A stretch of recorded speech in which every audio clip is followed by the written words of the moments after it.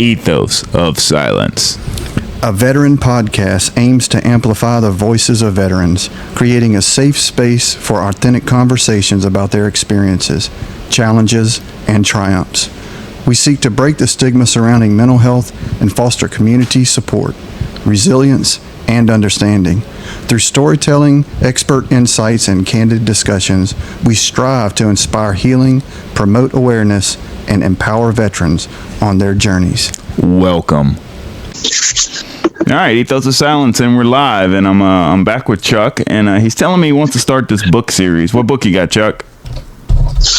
The book is called Turn the Ship Around. Turn the Ship Around. You think I can find it on Amazon or what? Who wrote it? Oh, definitely. It's by David Marquette. It's a former Navy submarine commander, and the basic gist of it was he got orders to the USS Santa Fe nuclear-powered submarine, and they were legitimately the worst in the fleet. And as you know, being in the military, being the worst of anything is a death sentence. And just like anything else, there's inspections and things like that. In 1 year's time, they went from being dead last to being the very best.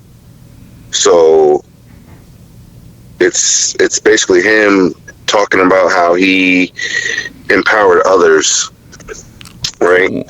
And some of the decisions that he made. Added it to my Amazon cart. I'll definitely jump on it and get in it. I love reading inspirational things. You want to open it up and read us a little bit of it, or what you want to do? Yeah. So I'm just gonna start with the acknowledgement. I'm gonna go ahead and okay. I'd like to acknowledge, and mind you, I do not have the best reading voice. Okay, just bear with me here. I'd like to acknowledge the crew of the USS Santa Fe who served with me from 1999 through 2001. They set aside their notions of what should be and engaged with me on a courageous journey. Whatever success I had was theirs. Recognition goes to my publisher, Clint Greenleaf, who showed confidence in the project after a chance meeting in New York. Admiral Gay Rickover deserves a credit for establishing the Naval Nuclear Propulsion Program. He interviewed me in 1981, selected me for the program, and gave me the opportunity to command a nuclear power submarine. I'd like to acknowledge the inspirational leaders I served with in the Navy, including Mark Perez, Steve Howard, Mark Kenny, and Al Kuzicki, if I'm saying that correctly. He goes on, but essentially, he gives thanks to everybody, and I'm really interested because, to be honest, lately, you and I have talked more and more, and I'm really appreciative of that. I had to come to acknowledge some of the mistakes I've made and some choices that I make and habits that I have, and I got to really change those. And I think one of the issues that I have, and I think military members in general have, is just reaching out for help, right? Like we let it get to the point where we're in handcuffs or we're standing in front of the commanding officer and we're facing NJP or whatever, divorce, whatever, because we just don't ask for help because we got this unbreakable pride, and it's definitely not been as beneficial as I would like to admit. Yeah, no. Pride is definitely one of them. Reaching out for help is definitely a difficult thing. It's weird, though. He starts the book with the acknowledgments of everybody around him as if his accomplishments leading all this stuff. Like, I'm the one making the decisions, but you're the people making things work. And the same with, I know when I was in the Marine Corps, and I showed up at 311 and started being that guy you described as an asshole because I've been re-listening to our podcast quite a bit. Obviously, I'm barking these orders at people and I'm trying to train them, trying to do all the right things, holding them accountable, all the different things. But without them actually executing on the stuff I'm saying, if I had an all-out mutiny, nothing would get done and I'd look like the idiot, not them, right? So it's that delicate balance of things. And then it's weird whenever you get out into a civilian realm or even like you're not completely in a civilian realm. You're still kind of halfway in, halfway out. I don't understand that concept at all because you can't get halfway pregnant. Either you're completely in or you're not. But, you're doing the reservist thing, right? So with doing that, you still have a majority of the time trying to take care of and complete the civilian aspect of things. And it's just a weird little bubble to live in whenever you don't have that kind of support system and everything else isn't really around you, and you don't have somebody, like trying to catch you before you fall with, hey man, why aren't you doing this? Why aren't you doing that? All the other different little aspects of it. And life can very quickly spin out of control, and before you know it, the voices you would talk to and the people who would be balanced in your life aren't there, and you don't know how to compensate. You don't know how to figure out what to do. And situations, just like all of our opportunities in this economy to make a bunch of money, pop up to where there's a bunch of money that gets spent, and before you know it, you're in a completely different situation. You know what I mean? Or you get hornswoggled or misled by people, and you get all these pyramid schemes where somebody's trying to tell you on doing this, doing that, all your great opportunities to be able to go in the housing projects and all this other different stuff because of your military benefits. And before you know it, something that looked good on paper, a detail was missed, and before you know it, like something that looked like it'd be profitable is not profitable, and you're like, well, how do I get out of this? So there's a lot of things that go into it. It's hard to reach out for help. I think I'm in my 30s, and kind of in my particular situation, you don't necessarily want to feel like you're struggling or want to feel like you're losing, and it's like I really do miss the support that the military has, that that network of individuals, like you were saying. Some days I really do feel like I'm on my own island, and when things are good, don't get me wrong, when things are good, it's great, it's awesome, but when things are bad and you don't know where to reach out to, and it seems like everyone is kind of just already going through their own stuff, so you don't want to burden other people, and it's like a weight, man. And I'm thankful to you, because there are times where I call you and you can just kind of reel me back in, because like I feel like sometimes I do go out there, I go far out, and I'm trying to pull all this weight with me, So, yeah, no, I mean, bad habits. But that's everybody, and everybody's got to kind of find their way, and it's different because you go from being, when you show up and you're nothing, and you have people kind of guiding you on how the military works, and then you get out, and not that you don't have people guiding you, but you get out from the military aspect of things, and you quickly realize that the world operates different, and everybody around you looks up to you and looks at you, and you are in this shining light, and you don't want to take away from the illusion of this person that they built. I don't want to ask for help moving because I don't want to look like I'm no longer invincible, different stuff like that. And it's really hard to wrap your head around that, and then just your way of thinking is completely different from all your buddies back in the day. So it's hard to reconnect with any friends on different levels. Different parts of life feel out of hand, out of grasp. I get it. One of my funniest things, is like, I deal with demons. I deal with things that when I'm tired or when I'm dealing with stuff, like my temper, it's really hard,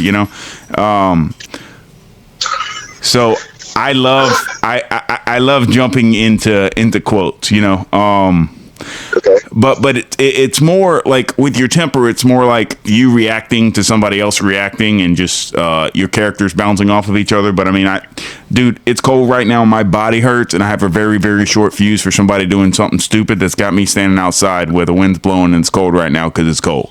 You know what I mean? Like, dude, I'm hurting. I'm out here helping you. Like, stop being stupid. Let's get this done and go somewhere. So let me read you a quote and see what you think, right? My demons woke me up this morning and said, bro, I'm tired. So I handed him a coffee and said, come on, little one. We got paper to chase and people to piss off. So, you know what? That's actually a perfect quote, because something that happened to me earlier this week, and like you said, like, this is kind of like therapy for us. So I don't know, because I guess I would just fill it in. You know, you call me Chuck. They used to call me Chuckles, right? So I just want to paint that for the those that are listening. I had a very nervous laugh as a young man, you know, and you walk around and you got big bad Sergeant Loucks who's ready to rip your head off, and that famous temper, man, because, you know, you used to yell, and it was more than words that came flying at you. You know what I mean? Like when you were animated, it was like yelling and spitting and cussing and throwing, and I'm pretty sure a couple times you levitated off the ground, you know. So I had this real nervous chuckle, but now, I guess as a grown man, I have resting bitch face, right? So my lead pulls me to the side, and today, or not today, but a couple days ago, and was basically saying how, like, my resting bitch face is like off-putting to a lot of people, or it makes it seem like I don't want to be here, or I don't want to, you know, be a part of what's going on here at work. And my initial reaction was to be like, okay, well, what's my productivity? Check my productivity. It's higher than everybody, you know. I'm signing off stuff, getting stuff done. You know, it's just my face. Yeah. But like you said, we don't ask for help. I didn't, you know, I got some stuff going on. I'm not telling them I got stuff going on because, you know, I'm just. It's not their problem. Still hooking and jabbing. Yeah. And in my mind, I'm like, as long as I'm doing the work, like, what does my face got to look like? And to be honest, like, you know, they really sound like a place. They wouldn't like they sound like a place concerned, more like complaining. But, you know, maybe if I were to seek help outside, you know, maybe I can fix my face. It's not that most attractive face, you know what I mean? But I don't know, man. I seem to get a lot of traction. I really wish I had your face for some of these dating profiles, man. Golly, boy, I tell you what, some of the pictures you sent me today, it took no time to get some reaction from the other end. So I understand what you're saying, but you know, the reality of the situation is like, and I know I can do it. Like, my mind will drift off completely, and you'll sound like Charlie Brown talking to me, because the words that are coming out of your mouth as soon as you're saying something that has nothing to do with me, because it would happen in the Marine Corps. Like, I can just stare right the hell through you, but now I don't have to do it at a position of attention or anything, so I can be comfortable and relax and just stare right through you, and you know, like, you're halfway through your stuff and your mouth stops moving, and it's because you want me to answer a question, and my only question is, when your mouth stops moving, is, are we done here? Like, I don't care what you told me. It doesn't matter. And I'm like, are we done here? And they're like, but that's not what I'm talking about. Are we done here? Do you have anything else you'd like to say to me? Because I've got nothing I want to say to you. Professionally, I'd like to keep my job. I want to keep making a little bit of money, chicken scratch I'm getting here. You know, unless you're terminating me or something, we've got nothing else to speak about. You're telling me you don't like the way I look. You know, I don't like the way you smell when you sweat, but turns out we're at work and you're going to sweat. Like, are we just exchanging insults? I mean, what are we doing here? Yeah, I hear you. You know, but this quote speaks toward the mentality of most Marines, to where, you know, they're like, hey, look, this has got to be done. I'm going to get up. I'm going to get it done. You know? Yeah. Just a mentality and a mindset. Yeah, I mean, realistically, that's where I'm at. You know, I've been doing aviation now for 16, 17 years now. You know, I know what I'm doing. I've taught it and everything else like that, and I'm just trying to get through the day, you know? Yeah, no, I mean, I've got my job, I make my money, I get through the day, I do everything else.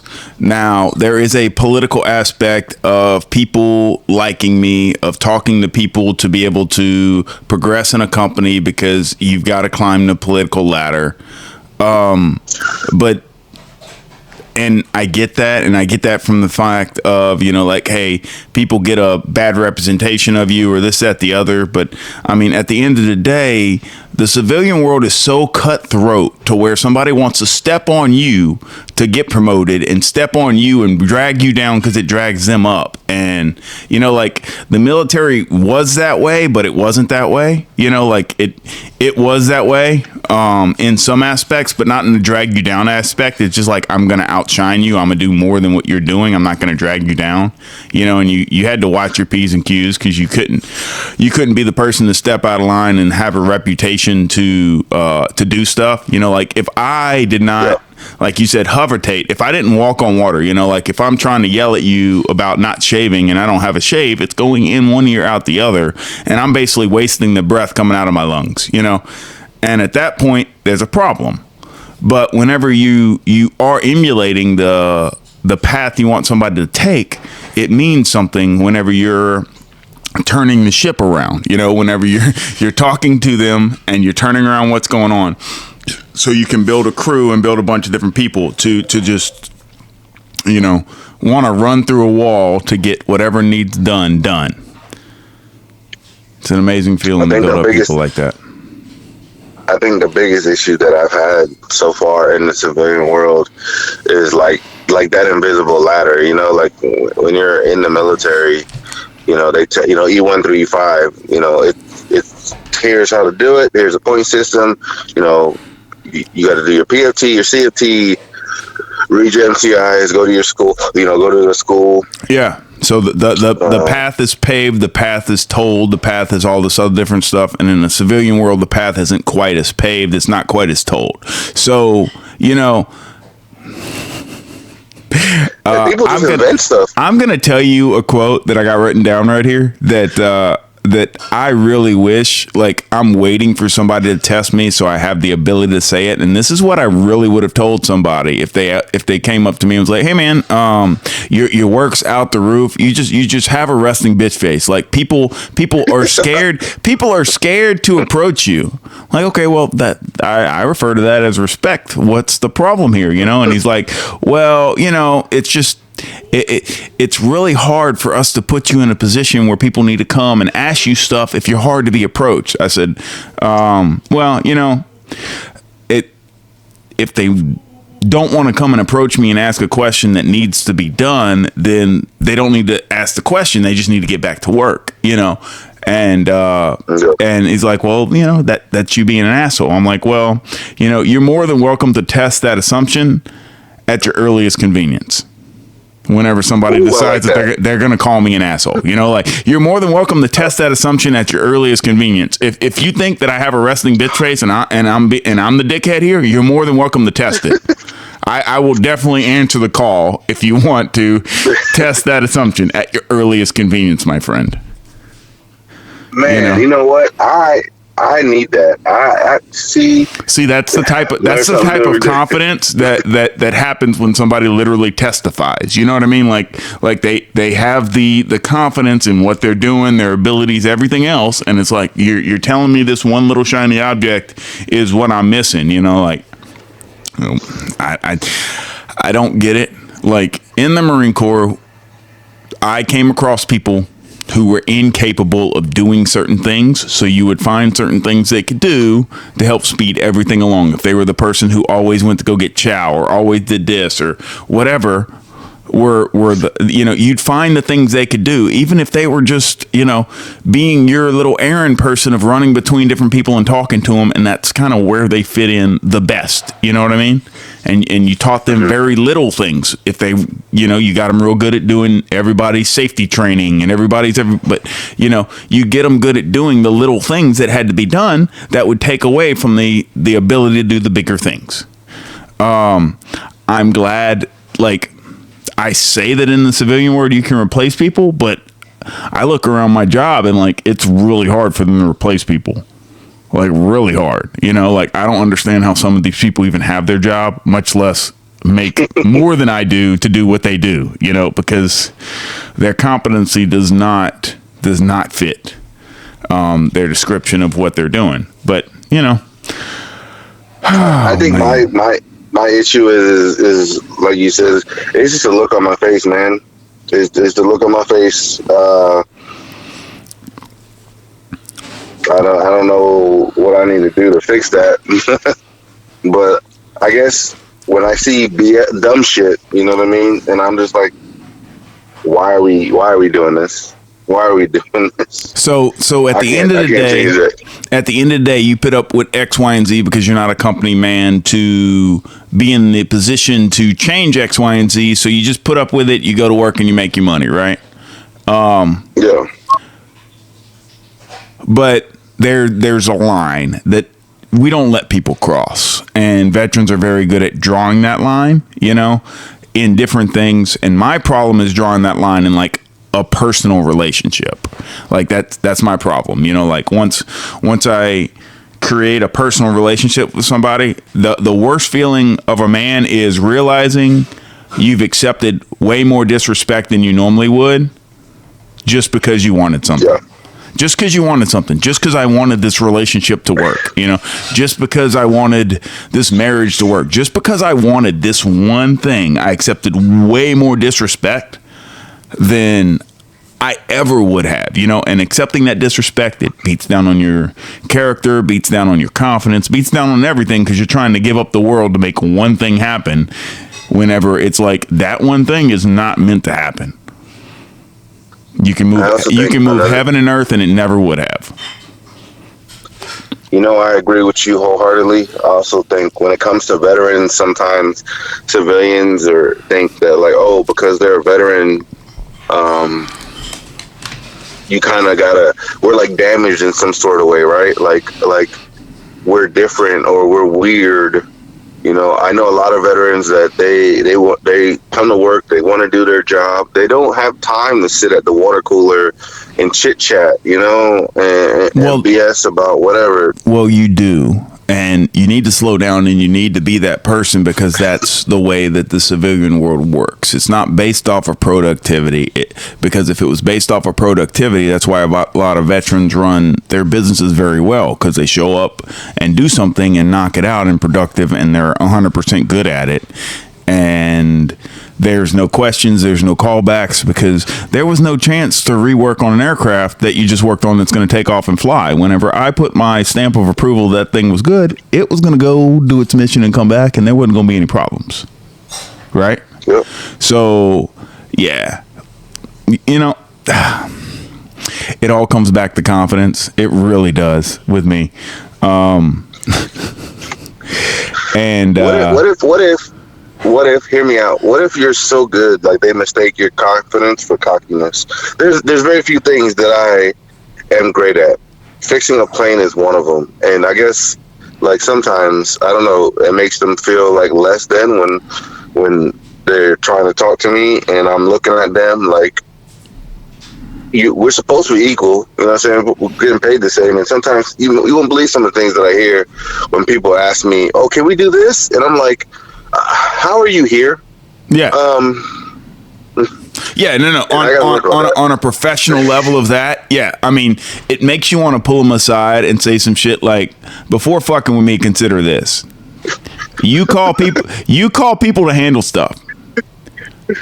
Let me tell you one more time. You call other people to handle stuff. People call me to handle stuff. We are not the same. Ooh, I like that, boy. I'm telling you, I'm gonna get this stuff on the shirt. Like we need to, yeah. Like that one hits. Like this guy's asking, hey, can we do this? It's like, no. Before messing with me, consider this.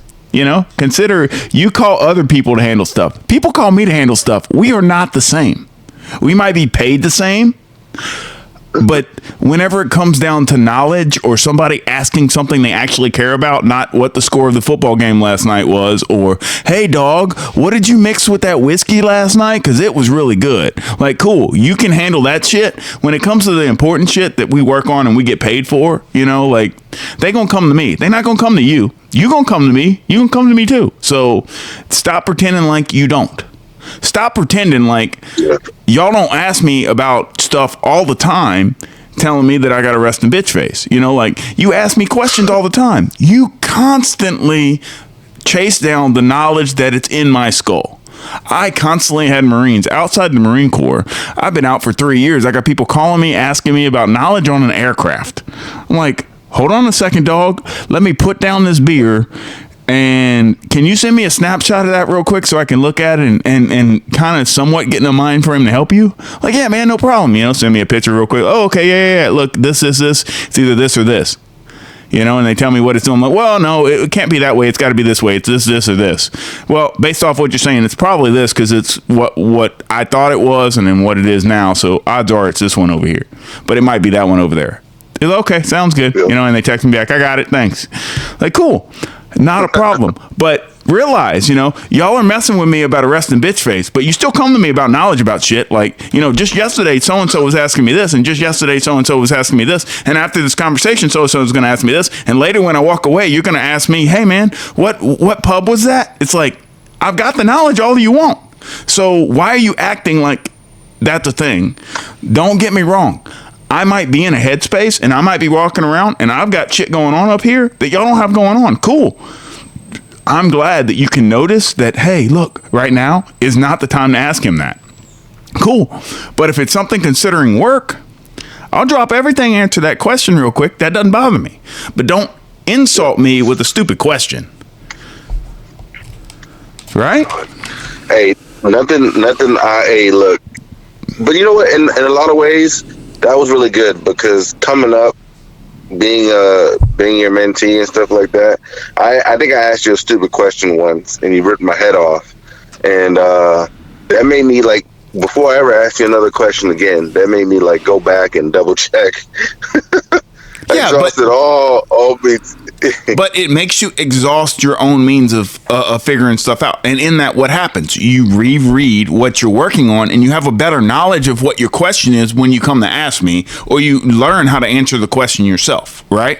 So in the process of those two things, me coming across as an asshole in that situation was beneficial to both of us because, one, I'm not wasting my time teaching you something you should already know, and two, you're now learning and absorbing more stuff the second time, third time around, reading the same exact thing. You know, like, it's weird how easy it is to jump into the 100 and all of a sudden it tells you this.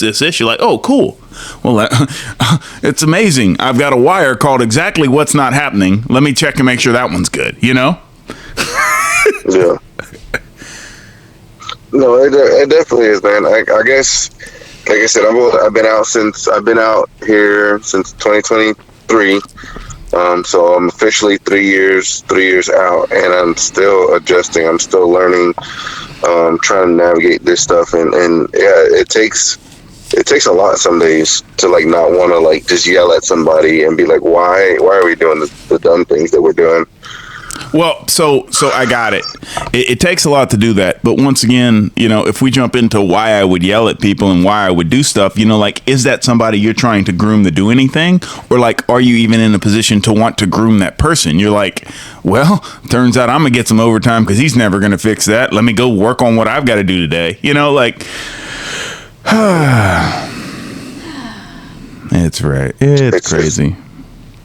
It's one of those things, man. Well, let me ask you this. Probably, what is the hardest adjustment we've had to make since being out? Okay. Hey, we're at 28 minutes. We're gonna jump into a new podcast, and you can ask me that because I definitely want to jump into it, but I definitely need more than 2 minutes to explain the answer to that. Go ahead. You got any final words of wisdom?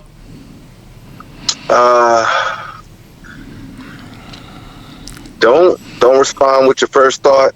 Don't respond with your second thought. Respond with your third thought. Hey, man, iron sharpens iron. Iron sharpens iron. Ethos of Silence. We're out. Make sure you calculate those responses. We now have a moment of silent prayer for those still in the battle, for our departed comrades, for those missing in action, and for those held as prisoners of war.